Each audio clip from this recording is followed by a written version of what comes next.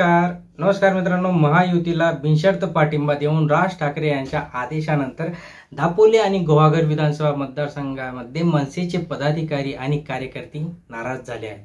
ज्यांनी मनसे पक्ष संपवण्याचा विडा उचलला होता, ज्यांनी आम्हाला कित्येक महिने जेलमध्ये ठेवलं, ज्यांनी कोकणात मनसे हा पक्ष फोडला, त्यांच्यासोबत कसा प्रचार करायचा हा प्रश्न कार्यकर्त्यांमध्ये आहे।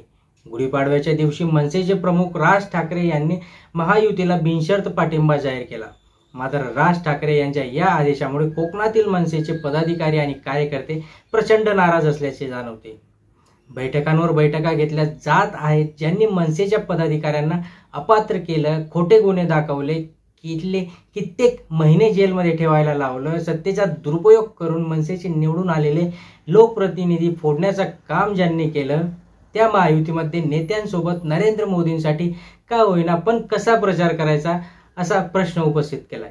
या संदर्भात मनसे पदाधिकाऱ्यांच्या वेदना प्रत्यक्ष राज ठाकरे यांना भेटून बोलणार असल्याचे वैभव खेडेकर म्हणाले, जे की आपले कोकणातले। आणि त्यामध्ये आता कोकणामध्ये शिवसेना हा मनसेचा सुरुवातीपासूनच राजकीय शत्रू आहे। शिवसेनेचे नेते रामदास कदम आणि मनसेचे राज्य सरचिटणीस आणि खेड नगर परिषदेचे माजी नगराध्यक्ष वैभव खेडेकर हे कट्टर राजकीय विरोधक आहेत। आता लोकसभा निवडणुकीच्या पार्श्वभूमीवर राज ठाकरे यांनी देशाचे पंतप्रधान नरेंद्र मोदी यांच्याकडून अपेक्षा व्यक्त करत बिनशर्त पाठिंबा दिला आणि कार्यकर्त्यांना तसा आदेश देखील दिला। मात्र स्थानिक पातळीवरील राजकारण काही वेगळंच असल्याचे मनसे निष्ठावंत राजकीय कार्यकर्ते यामुळे नाराज झाले आहेत। मनसेचे सरचिटणीस वैभव खेडेकर यांनी रामदास कदम यांना थेट टार्गेट करत महायुतीमधील या शिवसेनेच्या नेत्यांना सोबत प्रचार कसा करायचा असा प्रश्न त्यांनी केला। आणि ते साहजिकच आहे, जर त्यांच्या विरोधात त्यांनी जर एवढे कांड केले तर त्यांच्यासोबत जायचं कसं। महाराष्ट्र नवनिर्माण सेनेचे कोकणात मधील रायगड लोकसभा मतदारसंघात समाविष्ट असलेल्या दापोली आणि गुहागर विधानसभा मतदारसंघात चांगली ताकद असताना ग्रामपंचायती, पंचायत समित्यांमध्ये त्याचप्रमाणे विविध सोसायट्यांच्या देखील त्यांचे सदस्य पदावरती आहेत। एवढेच नाही तर सहकार विभागात देखील कोकणामधील मनसेचे चांगलेच पाय रोवले आहेत।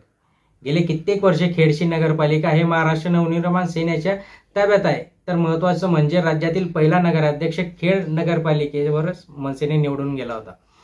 2019च्या लोकसभा निवडणुकीत मनसेने राष्ट्रवादीच्या तिकिटावर उभे असलेले सुनील तटकरे यांनी शिवसेनेचा आनंद गीते यांच्या विरोधात काम केलं होतं। मात्र आता राजकीय परिस्थिती बदलल्यामुळे महायुतीचे उमेदवार सुनील तटकरे यांच्या प्रचारात मनसेने केला नाही तर त्यांचा मोठा फटका बसण्याची शक्यता देखील राजकीय वर्तुळात आहे। त्यामुळे रायगड लोकसभा मतदारसंघामध्ये समाविष्ट असलेल्या दापोली आणि गुहागर विधानसभा मतदारसंघामध्ये महाराष्ट्र नवनिर्माण सेनेचे मतही निर्णय ठरण्याची शक्यता व्यक्त करण्यात आली। मग कार्यकर्त्यांचं एकच म्हणणं आहे की ज्यावेळेस तुम्ही असा काही निर्णय घेता, मग त्यावेळेस तुम्ही पक्षातील जे काही सर्वसाधारण सदस्य आहेत त्या सदस्यांना तुम्ही विचारात का घेत नाही।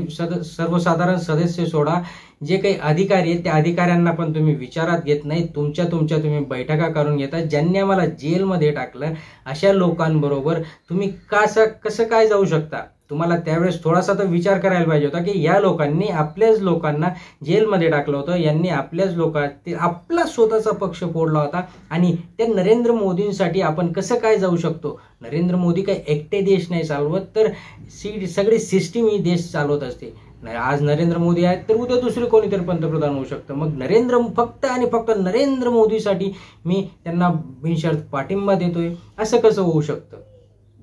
शेवटी पक्ष हा पक्षच असतो आणि त्यांना जेवढा बीजेपीचे जे काही सदस्य असतील जवळचे असणारे तेवढे मनसेचे कसे काय असणार आहेत, ही थोडीशी खुणूक राज ठाकरे यांनी समजायला पाहिजे होती असं त्यांच्या कार्यकर्त्यांचं म्हणणं आहे। आणि त्यामुळे त्याच्यात आता जे काही कोकणात सगळीकडे नाराजी आहे। बघूया पुढे काय होणार आहे, अजून कोणी काय राजीनामा टाकते का, कोणी काय गौप्यस्फोट फोडतोय का, ते सगळं बघण्यासारखं असणार आहे। त्यामुळे चॅनलवर नवीन असाल तर लाईक करून ठेवा, शेअर करा, सबस्क्राईब करा। धन्यवाद।